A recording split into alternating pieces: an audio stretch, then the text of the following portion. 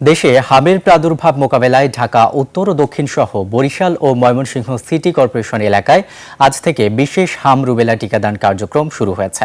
এ বিষয়ে আরো জানাতে সরাসরি যুক্ত হচ্ছেন বরিশাল প্রতিনিধি সুখেন্দু একবর। সুখেন্দু, কেমন দেখছেন টিকাদান কর্মসূচির বর্তমান পরিস্থিতি? বিস্তারিত জানাবেন আমাদেরকে। আপনাকে জানিয়ে রাখি যে আজ কিন্তু সারা দেশের 4টি সিটি কর্পোরেশনে টিকাদান ক্যাম্প, হাম রুবেলা টিকাদান ক্যাম্পেইন শুরু হয়েছে। তারই ধারাবাহিকতায় বরিশাল সিটি কর্পোরেশনে কিন্তু আজ হাম রুবেলার যে টিকাদান ক্যাম্পেইন সেটা কিন্তু শুরু হবে সকাল 11টায়। কিন্তু বরিশাল সিটি কর্পোরেশনের মেয়র অ্যাডভোকেট বিলকিস জাহান শিরিন এই হাম রুবেলা টিকাদান কর্মসূচির উৎসব উদ্বোধন করবেন। এখন আমরা কিন্তু আছি এই ক্যাম্পেইনের একটি মল্লিকা কিন্ডার গার্ডেন একটি কেন্দ্রে। এখানে ছোট ছোট 6 মাসের বাচ্চা থেকে 5 বছর বাচ্চাদের এই শিশুদের কিন্তু এখানে এই হাম রুবেলার টিকা দেওয়া হবে।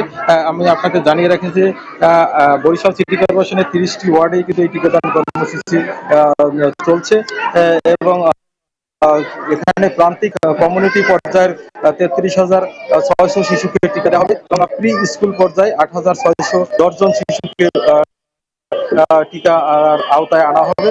মোট বরিশাল সিটি কর্পোরেশনে 42,210 জন শিশুকে হামের এই টিকাদান কর্মসূচি কিন্তু চলবে এবং এটা কিন্তু আগামী 10ই এপ্রিল পর্যন্ত এই টিকাদান কর্মসূচি চলবে বলে আমাদের জানিয়েছে বরিশাল সিটি কর্পোরেশনের প্রধান স্বাস্থ্য কর্মকর্তা।